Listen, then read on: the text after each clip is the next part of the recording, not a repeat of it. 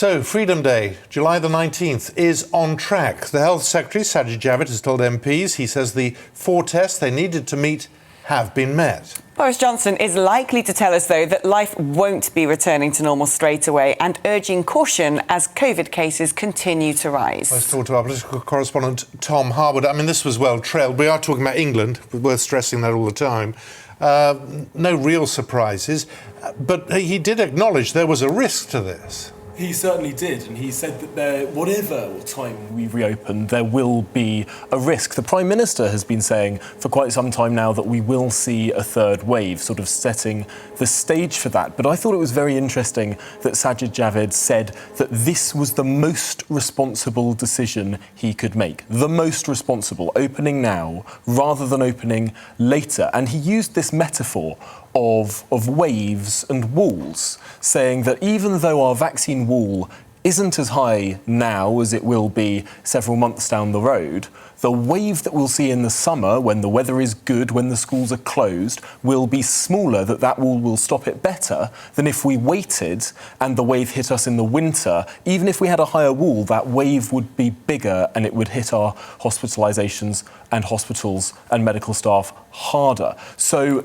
if we're going to open at all, this seems to be the consensus that now is the time to do it. And it's interesting that even though it used to be just sort of Tory backbenchers saying we need to open, it appears to be that it's the scientists now saying this too, that it's Professor Chris Whitty and Sir Patrick Vallance, who will be standing next to the Prime Minister a bit later on today, backing him up in this approach. But they are now going to put a focus, it seems, on agency, individual decisions of what cautions to take and how. So sounds like the bonfire of masks is going to be a few little embers. I think certainly so, and probably a smaller pile of embers than it was last week, because of course last week the government was saying on this, hasn't there? There absolutely has. Last week the government was saying, oh, we might recommend that you wear masks in enclosed spaces. Today, Sajid Javid was saying that we will be expected to wear masks in enclosed spaces like public transport. But here's the difference. It won't be a legal requirement. It will just be an expectation of government. I wonder how many people will actually change their behaviour. I know I've been on the tube quite a lot over the last few weeks. Some people are wearing masks, some aren't. Are people already really taking this as an expectation rather than an absolute law?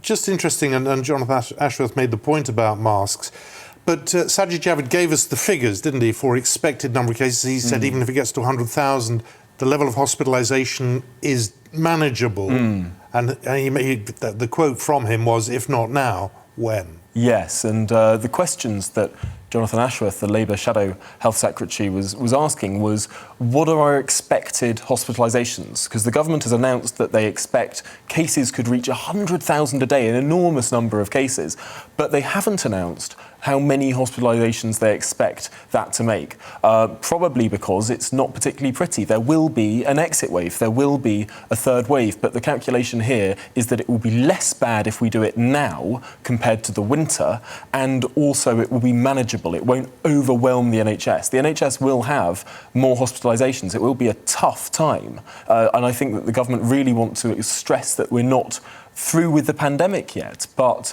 there is a price to learning to live with the virus. Learning to live with the virus means accepting more pressure on our hospitals, because there will be. Now, where are we with things like social distancing? Because the Labour Party have been saying, well, we're not sure that should be scrapped just now.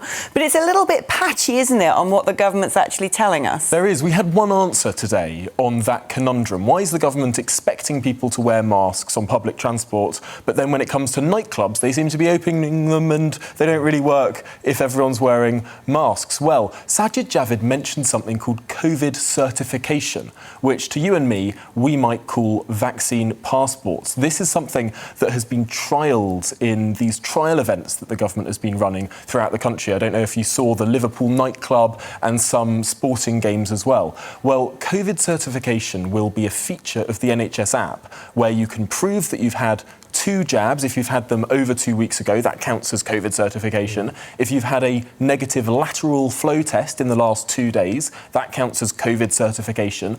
And if this one's really interesting, if you've had a positive PCR test within the last 6 months, that also counts as COVID certification because you'll have residual antibodies from having COVID itself.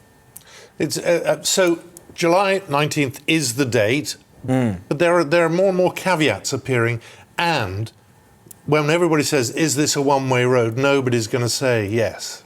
That's absolutely right. The pandemic isn't over. There are still some restrictions. This is almost all restrictions going, but indoor venues that have masses of people without social distancing will be encouraged to use this COVID certification, these vaccine passports. Equally, we'll still have this border regime, the green list, the red list, hotel quarantine for red list countries, amber list if you're not double jabbed, you will be asked to quarantine at home. We'll still have the test and trace service, testing lots and lots of people, asking them to isolate if they have a positive result. There are lots of elements of guidance as well. I think we're going to be seeing some guidance for clinically vulnerable people being published later today. So there are still some restrictions. This isn't living as completely normally as we were before, but it's very, very close to it.